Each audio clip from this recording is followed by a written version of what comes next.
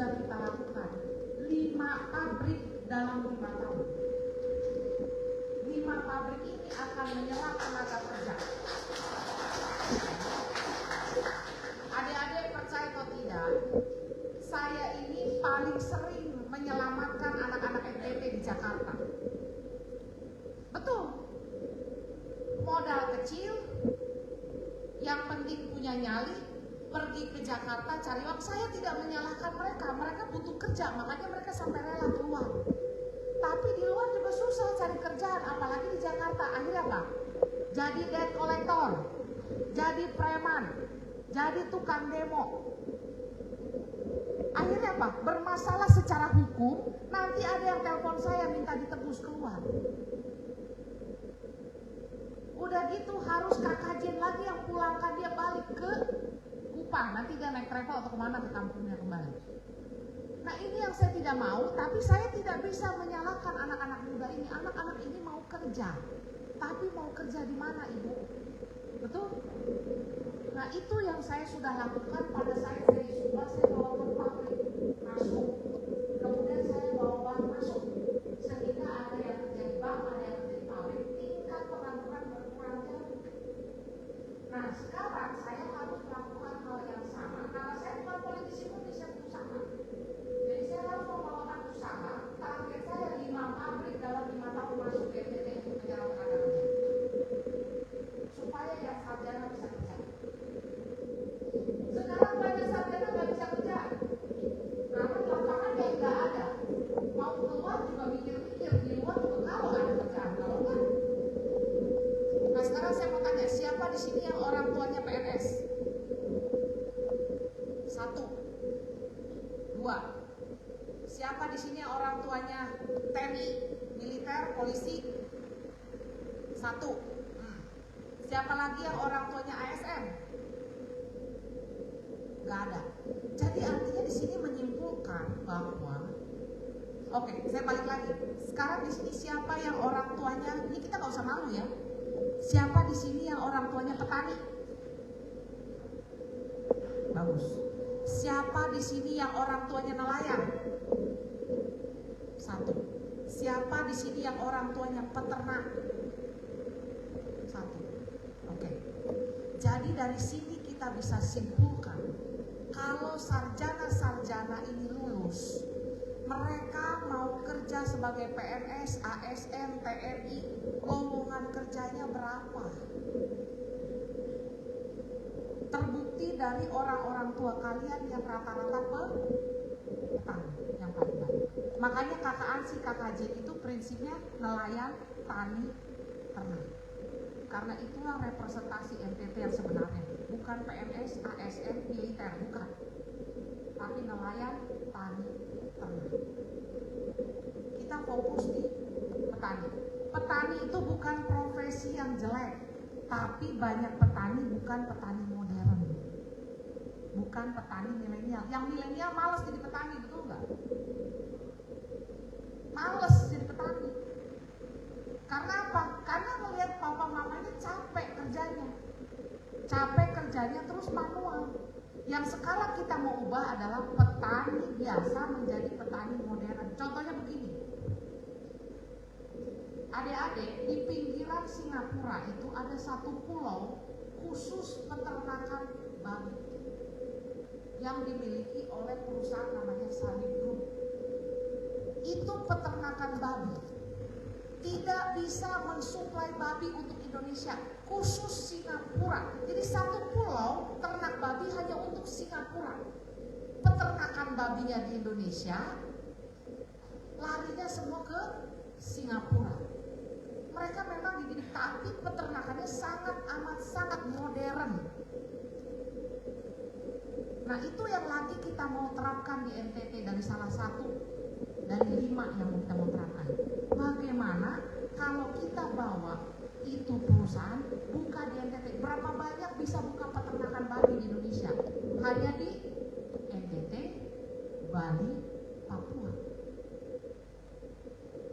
Jadi NTT harus bisa menjadi pusat untuk peternakan, terutama peternakan babi, dan kita harus bisa untuk ekspor ke Singapura atau Timor Leste karena dekat. Masalahnya sekarang saya punya kelompok ternak babi, 20 babi saya jadi 7. Nah saya curiga nih, jangan-jangan kelompok ternak setiap kali upacara adat ya babi saya jadi korban. Jadi bukan bertambah malah berkurang. Nah ini nggak bisa begini. Daripada mereka yang beternak, kita bawa perusahaan yang modern, masyarakat kita belajar untuk beternak babi secara modern supaya mereka bisa buat sendiri nantinya. Tapi kalau kita belum modern, kita belajar dari orang lainnya modern. Nah, kita fokus itu. Kemudian saya dapat siapa yang pernah Labuan Bajo? Ada yang pernah Labuan Bajo? Satu orang. Apa yang Labuan Bajo? Ada keluarga. Ibu katanya tentang super predator. Kamu merasa super predator dari sini? Rasanya bagaimana?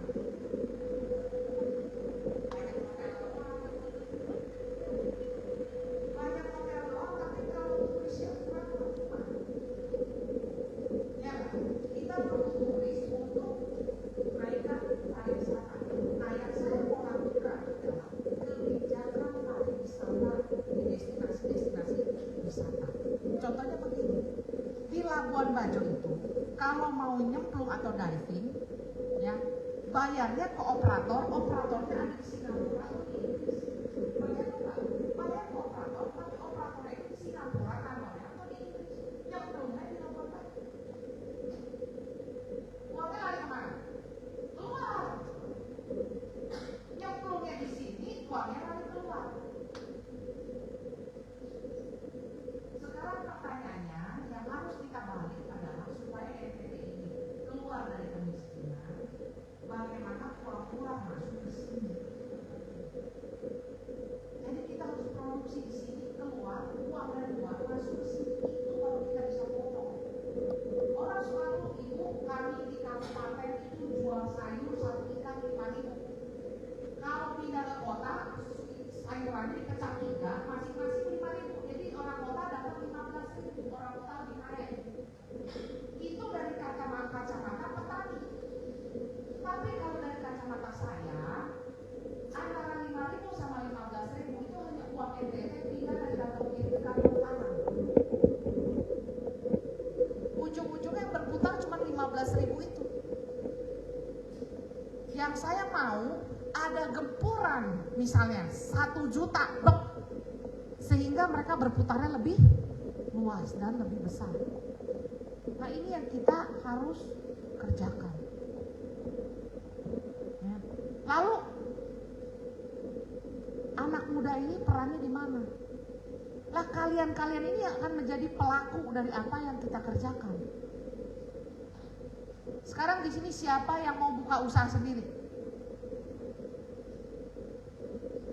1, 2, 3, 4, 5, 6, 7. Siapa yang memilih lebih baik kerja sama orang tapi digaji benar?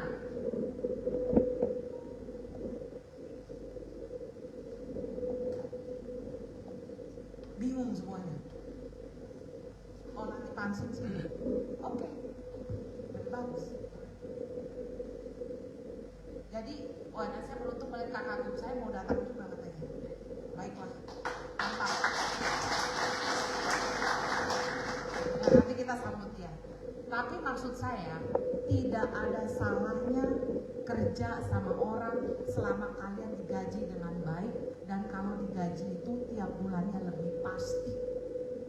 Kalau yang mau usaha sendiri, saya kasih tahu sama adik-adik di depan. Ya, saya kasih tahu kenapa. Saya pernah bangkrut 3 kali.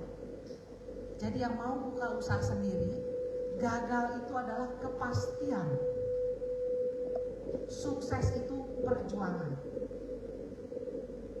Ya, ingat, gagal itu satu kepastian. Karena kalian pasti ada masanya gagal.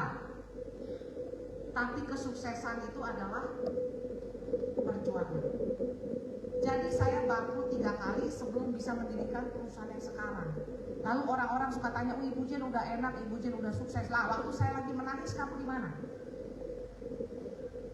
Kamu lihat di satu kacamata di mana saya sudah senang, waktu saya susah kamu di mana? Nah, jadi yang mau punya mental entrepreneurship, punya mental pengusaha, siap-siap untuk gagal dulu. Saya kasih tahu di depan ya, jadi nanti jangan bilang ke Ibu Jen, oh kami gagal, jadi saya sudah kasih tahu kamu. Siap-siap untuk gagal. Nah, tapi kalau misalnya mau tetap berusaha, KKJ memberikan bantuan UMKM. Tapi dengan catatan, pertama, tidak ada UMKM untuk kelompok ternak. Saya paling anti kelompok ternak karena saya babinya banyak korban, sapi saya juga korban. Ya. Kemudian bisnis konsep. Kalau ada bisnis konsep anak-anak muda, saya langsung kasih modal 5 juta dengan catatan bisnis konsepnya jelas. Jangan bilang sama saya, Ibu kami mau bikin kelompok jual pulsa. Saya nggak mau. Itu tidak kreatif. Tidak kreatif, betul tidak? Tapi kalau punya bisnis konsep yang bagus, yang memang kelihatannya akan berkembang di NTT ini. Misalnya, Ibu saya bikin jasa pengantaran makanan misalnya. Itu belum ada di sini Ibu. Itu saya langsung kasih modal 5 juta di depan. Berani saya. Untuk kamu memulai usaha. Nah, adik Gil di sini, kakak Randi di sini boleh catat, masukkan ke saya bisnis konsep yang ada. Kalau kelompoknya besar, saya kasih permodalan lebih besar, saya kasih 10 juta. Ya, tapi dengan catatan juga, tolong punya rekening kelompoknya. Jangan rekening pribadi. Kalau rekening pribadi, hari itu masuk ke ketua kelompok lagi harus bayar pulsa listrik, pulsa telepon, ya, orang tua di rumah minta beras, selesai, nggak jadi usaha. Kalau ibu-ibu begitu masuk uang ke ketua kelompok, hari itu ada koperasi selamat pagi, selamat siang, selamat sore, akhirnya nggak jadi usaha, jadinya habis. Jadi kalau anak-anak muda di sini yang memang punya bisnis konsep yang bagus secara kolektif ya, paling kelompok juga 5 orang, kasih tahu saya. Ya, saya Kris analisa bisnis konsep bagus, kita kasih modal untuk mereka jalan. Coba, saya mau lihat sejauh mana bisnis kamu bisa berkembang. Saya punya teman saya kerja sama orang, gajinya juga ya paling banyak 5 juta satu bulan, itu saya tahu persis. Dia kerja dengan rukun, tapi dia idenya cemerlang, dia bisa nih kita bisa bikin model seperti ini nih, kita tahu nggak? Teman saya ini namanya William. Dia suka bikin kayak, oh kita bisa bikin pasar begini, kita ini mainnya penjual mau beli. Akhirnya sekarang dia adalah orang yang punya Tokopedia. Itu gajinya 5 juta sebulan waktu sama saya itu. Saya tahu persis. Atau satu lagi, Surya, dia waktu itu suka jalan-jalan, orang sama kayak saya persis, kita suka jalan-jalan. Dia suka bilang, gimana kalau gue bikin website ya, ini nih mau beli tiketnya gampang. Dia bikin itu website, pertama-tama itu kecil. Dia adalah pendiri Traveloka dan CEO sampai sekarang. Semua tuh berawal dari kecil. Kalau adik-adik punya ide yang berbau teknologi, ya, tapi teknologinya ini menurut kalian akan berkembang pesat, tapi saya tidak mampu menganalisa karena saya merasa saya bukan orang teknologi juga. Saya kenalin sama angel investor di Jakarta. Kamu presentasi, kalau dia suka dia akan invest di kamu. Kalau dia tidak suka dia tidak invest. Karena sebagai investor mereka masih melihat kepanjangnya kan, bakal untung atau enggak. Nah itu, jadi tugas saya sebagai gubernur dan wakil gubernur adalah membuka lapangan pekerjaan, membantu masyarakat saya punya kerjaan, atau saya harus memberikan akses untuk mereka punya pekerjaan.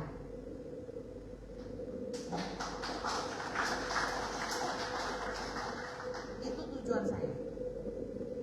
Saya nggak bisa mengatasi masalah pribadi masing-masing karena ini 5 juta manusia yang punya masalah di NTT ini.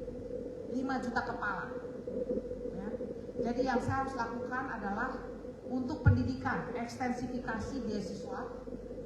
Untuk provinsi yang kategori miskin, itu saya harus masukkan ekstensifikasi. Infrastruktur, kemarin sudah bahas sama Kris juga. Kalau memang kita betul-betul nggak punya uang, ada beberapa jalan ruas provinsi saya naikkan jadi tingkat pusat. Biar pusat cepat kerjakan. Yang ketiga, gerakan 1000 laptop supaya akses. Yang keempat, ini saya lagi negosiasi sama Telkomsel untuk BTS Tower di tempat-tempat yang tidak ada akses internet. Ya. Yang kelima, membuka lapangan pekerjaan. Kalau saya nggak bisa membuka lapangan pekerjaan, saya bawa investor yang buka lapangan pekerjaan. Begitu ya. Nah, jadi itu dari saya untuk program-program milenial. Nanti saya mau dengar kemauan dari adik-adik kepada saya. Jadi saya balik ya, jangan saya kepada adik-adik terus. Adik-adik maunya apa dari saya? Pas, kakakku. Selamat sore. Baik, pas saya selesai. Terima kasih semuanya.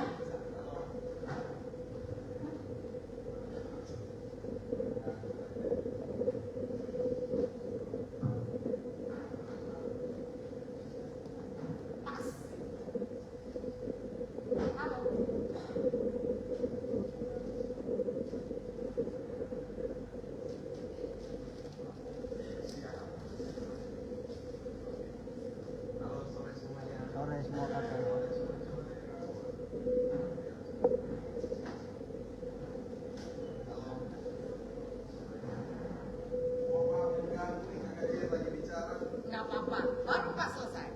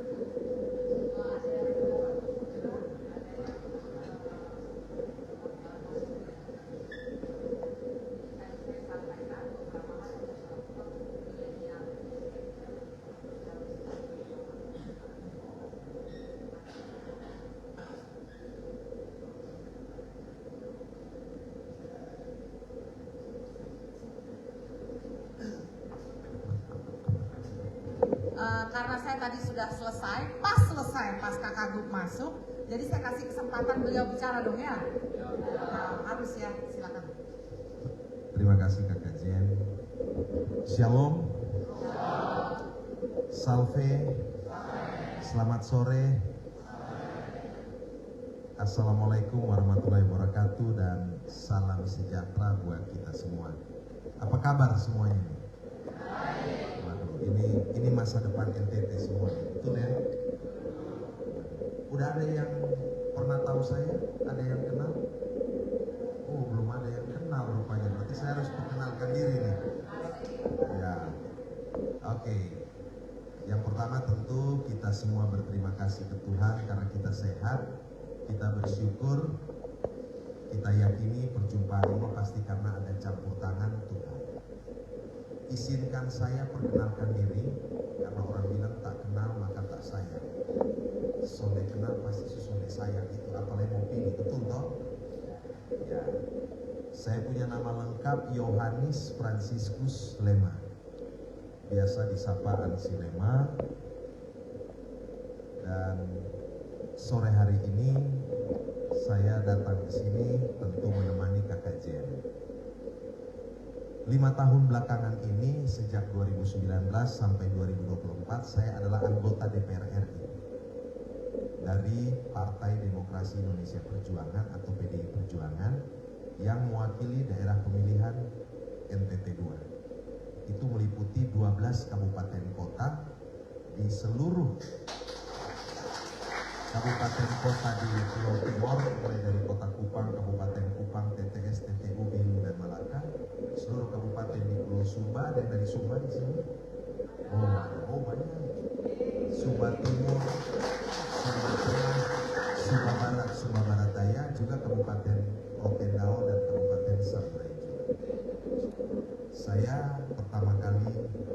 maju sebagai calon anggota DPR RI itu tahun 2019.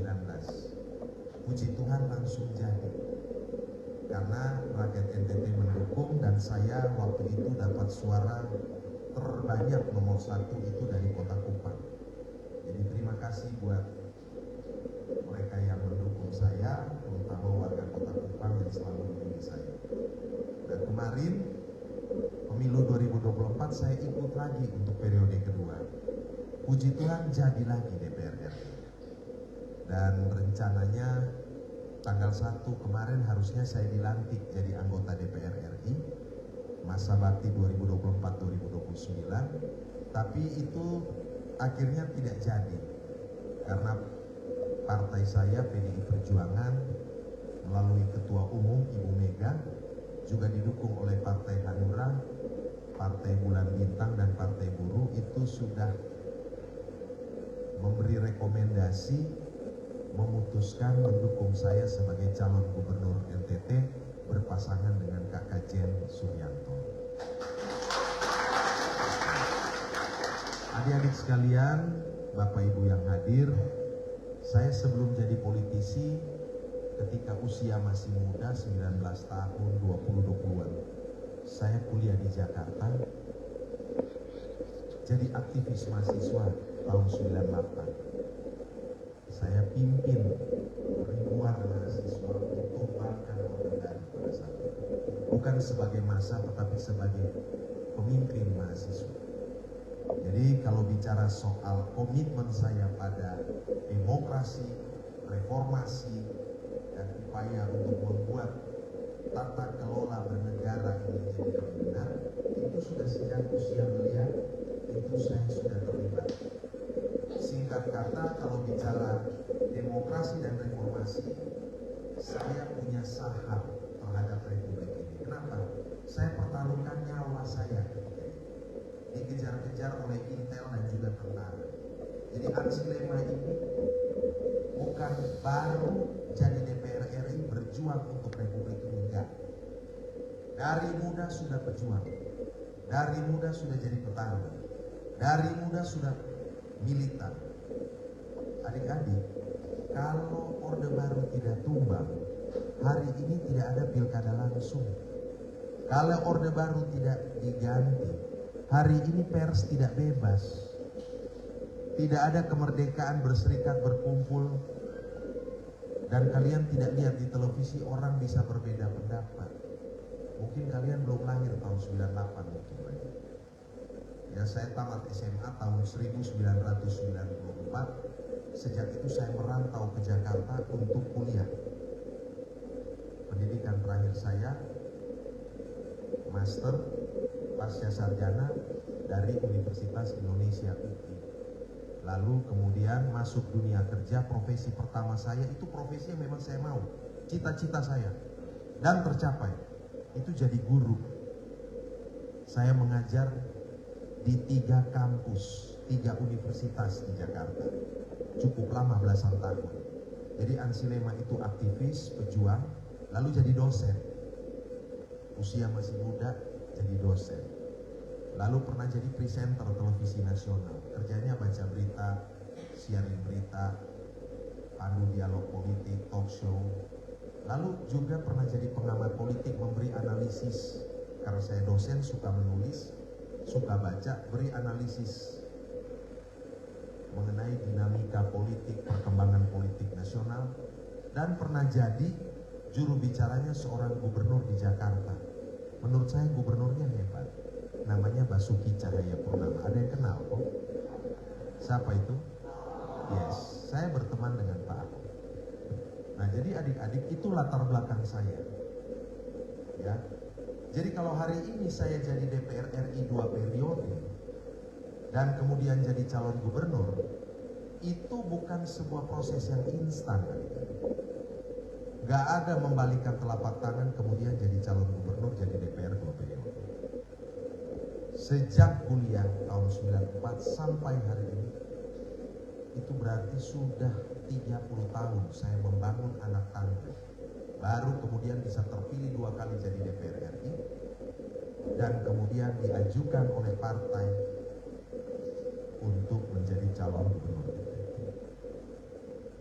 adik-adik waktu diajukan sebagai calon gubernur, itu bukan saya itu merasa, wah pukul dada, gue jadi calon gubernur sekarang. Justru saya merasa apa iya, ada beban. Karena menjadi pemimpin itu tanggung jawabnya besar sekali adik-adik. Kenapa? Bagi saya kalau sekedar mau bantu rakyat NTT, jadi DPR di Senayan pun saya bantu rakyat. Kalau adik-adik belum ada yang kenal saya, tolong buka Instagram saya, Ansy Lema. Lihat kerja saya di DPR seperti apa. Googling, ketik ANSYLEMA. Jadi tahu Ansy rapat hari Senin bicara apa, Selasa bicara apa. Ansy ini jadi DPR itu mulut mati atau vokal memperjuangkan kepentingan rakyat. Dek, masyarakat NTT ini banyak butuh perhatian dan kepedulian dari negara. Karena NTT punya banyak keterbatasan terutama dari sisi anggaran. Maka membangun NTT itu harus butuh juga bantuan dari pusat.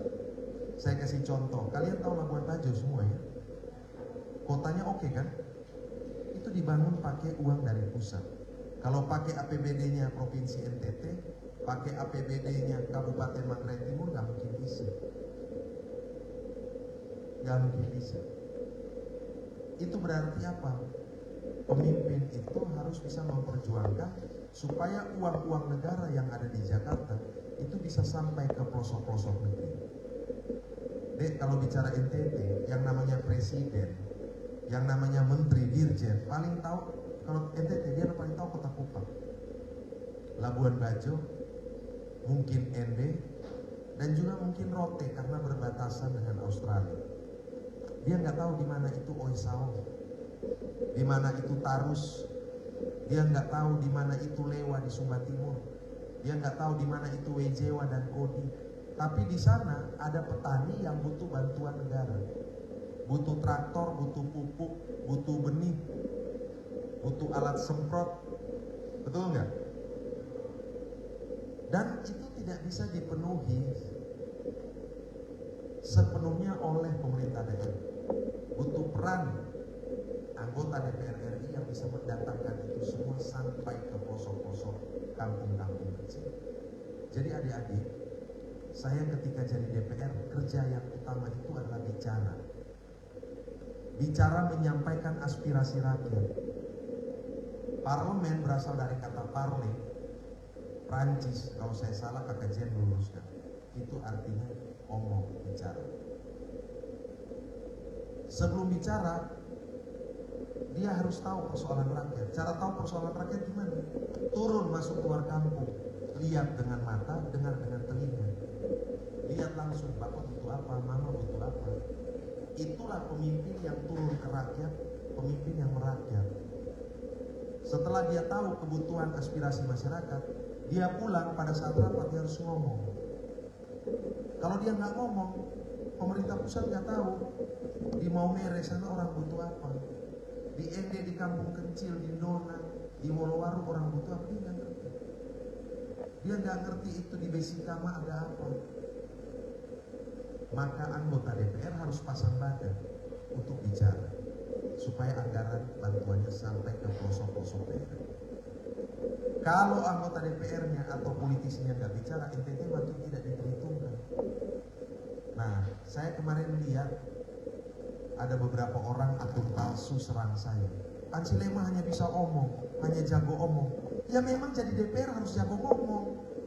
Kalau nggak bisa ngomong, nggak bisa argumentasi, nggak cerdas, nggak pintar, gimana bantuan itu bisa sampai ke NTT? Jadi politisi harus cerdas, harus pintar, harus pandai berargumentasi, punya jejaring luas. Hanya bisa omong. Ya iya, kerja DPR ngomong, bos. Dengan saya omong, barang-barang itu ada. Total sekitar 400 miliar ada masuk NTT untuk 22 kabupaten kota. Itulah namanya kerja nyata versi seorang anggota DPR RI. Karena ada otoritas dan kewenangan.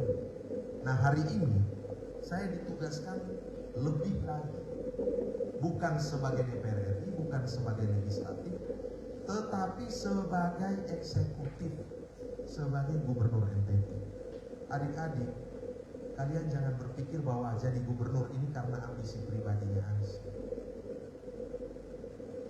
Saya 30 tahun sudah tinggal di Jakarta, sudah punya kehidupan Jakarta, pekerjaan di Jakarta, pergaulan juga di Jakarta. Kalau saya sampai mau tinggalkan semua itu pasti karena ada alasannya. Alasannya tuh 3 kata. Beta cinta NTT.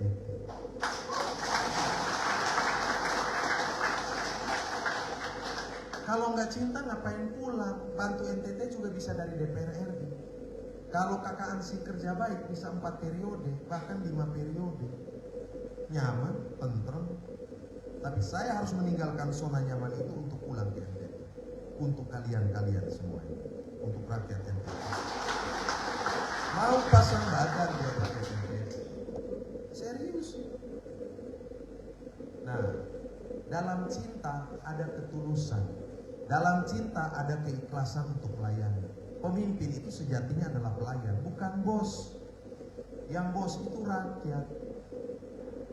Nah, hari ini saya datang ke sini, mungkin sudah banyak yang kenal KKJ. Mungkin saya kurang dikenal. Ya, tapi kalau kalian main medsos, buka informasi, ketik nama Ansi Lema, pasti kalian bisa tahu apa kerjaan saya. Nah, hari ini saya datang ke sini ingin memperkenalkan diri. Sekaligus mohon doa dari adik-adik sekalian. Mohon dukungan, mohon bantuan, mohon saya Kakak Jen ini diperkenalkan ke masyarakat. Oh, ada calon gubernur namanya Ansi Lema. Orangnya seperti ini. Kita buka deh, googling nih, kita lihat profilnya. Dia kerja apa aja sih selama di DPR? Riwayat pendidikannya bagaimana, latar belakangnya bagaimana. Masyarakat pemilih yang cerdas harus seperti itu. Nah, jadi hari ini Ansi datang ke sini bersama Kakak Jen untuk tujuan. Nah, mungkin Kakak Jen sudah bicara soal kami punya tagline namanya menyalakan mungkin. Tahu kok? Sudah tahu ya? Ini berasal dari mana aja nih? Selain dari Sumba, tadi banyak ya. Dari timur siapa aja nih? Ada dari timur. Timur mana? TTS. Kamu dari mana? TTU ya, Keva ya. Kamu? Dari Manggarai. Manggarahinya di mana? Oh, Manggarai. Saya pernah sekolah SMP dan SMA di Manggarai. Di Seminari Pius 12 Kisol. Kamu tahu? Saya alumni Kisol. 5 tahun sekolah di kampung. Saya lahir besar di Kupang, anak kota Kupang, tamat SD Santi Yosef di Nekoten, tapi setelah tamat SD bapak saya masukkan saya ke asrama, jauh. Cita-citanya waktu itu mau jadi pastor, bukan mau jadi pastor, mau jadi uskup, tapi kayaknya nggak cocok, akhirnya nggak jadi. Ya nggak apa-apa jadi politisi, jadi DPR, mudah-mudahan dengan doa dan dukungan semua, Kakak Ansi dan Kakak Jen bisa jadi gubernur dan wakil gubernur di NTT. Ya adik-adik, kalau bicara anak-anak muda, kemarin Kakak Ansi, konkret aja lah kita bicara yang konkret. Kemarin kita buat ada 3 event, ajang. Yang kedua ajang, duanya itu dance competition. Satu di Kota Kupang, satunya di Ruteng di Manggarai kita buat. Lalu ada satu lagi kita buat itu lomba nyanyi solo. Kalau kamu dari Manggarai, kamu pasti tahu judulnya, lagunya yang diciptain judulnya Manggarai Onenai. Kamu tahu ya? Nah, kan dia orang Manggarai, dia ngerti. Nah, jadi dan itu pesertanya anak muda semua. Apa maksudnya? Anak muda harus dikasih ruang untuk berkreasi, ruang kreativitas. Nah, yang kemarin kita dorong itu di bidang seni. Kenapa kita buat di Kota Kupang? Ya, Kota Kupang banyak talenta muda yang harus kita fasilitasi. Ya, kira-kira begitu. Nah, bicara kita punya visi ke depan, Ansi dan Jen itu punya 5 program namanya 5 NTT Menyala. Mungkin adik-adik kalau baca di billboard itu selalu tulis menyala kakak, betul ya? Ya, kami pilih diksi itu karena menurut kami diksi itu dekat dengan anak muda, terutama Gen Z. Menyala berasal dari kata menyala yang artinya terang, cahaya, sinar. Secara filosofis ataupun pada dasarnya pemimpin itu dipilih oleh rakyat untuk menghadirkan terang bagi masyarakat, menghadirkan harapan.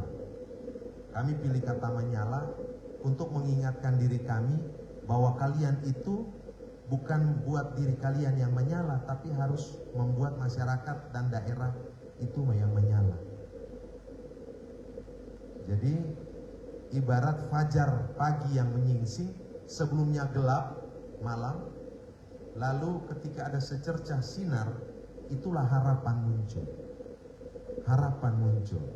Terbitlah fajar, kira-kira begitu. Itu pesannya. Lalu kenapa kita pakai kakak bukan bapak atau abang? Abang bukan orang NTT. Orang sering bilang menyala abang. Enggak, kalau kita menyala kakak. Kalau menyala abang bukan kita. Kenapa? Karena kakak tuh khas orang NTT panggilnya begitu. Kalau abang kan bukan NTT kan, bener kan? Abang Betawi sih kalau menurut saya sih. Mas Jawa. Kalau kakak NTT. Kenapa panggil kakak? Ada kedekatan, tidak berjarak. Pemimpin dan rakyat tidak boleh berjarak. Yang kedua ada rasa familiar, persaudaraan kakak. Dan kita berharap jadi pemimpin nanti tidak membuat kita berjarak dengan masyarakat. Jadi menyala kakak itu maksudnya itu.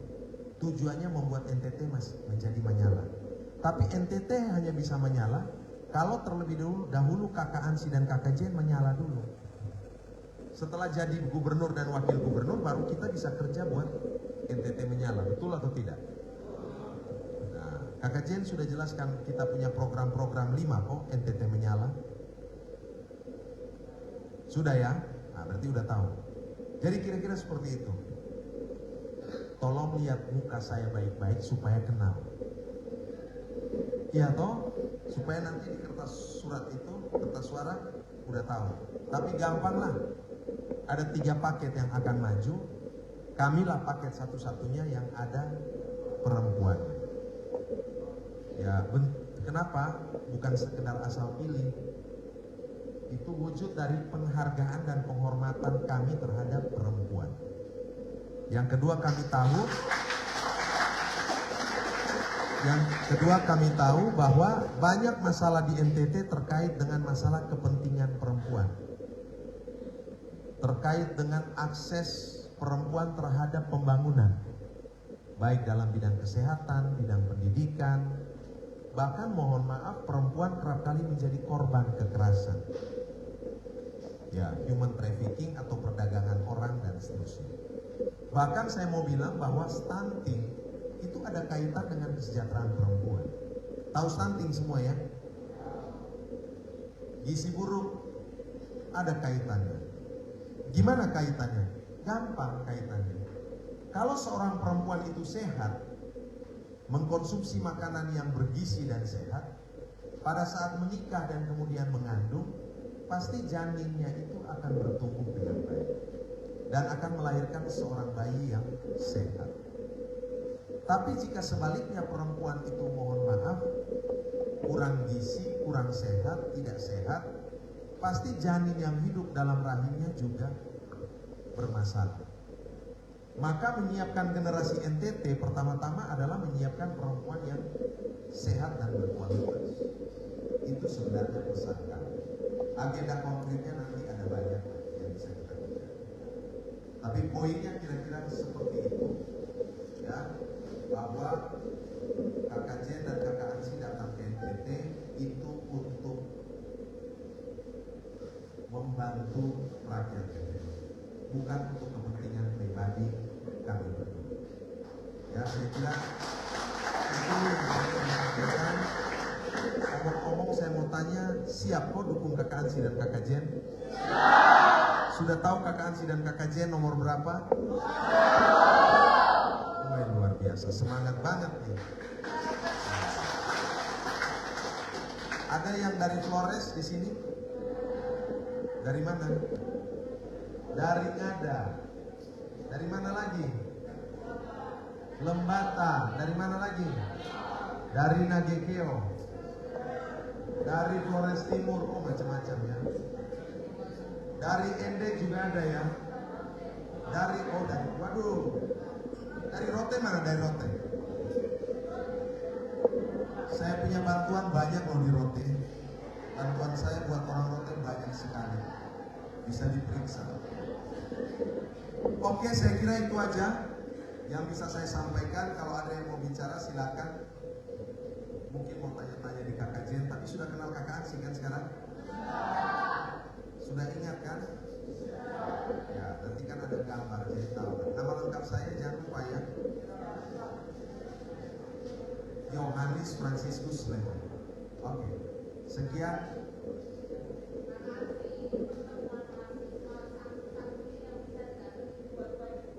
Oke.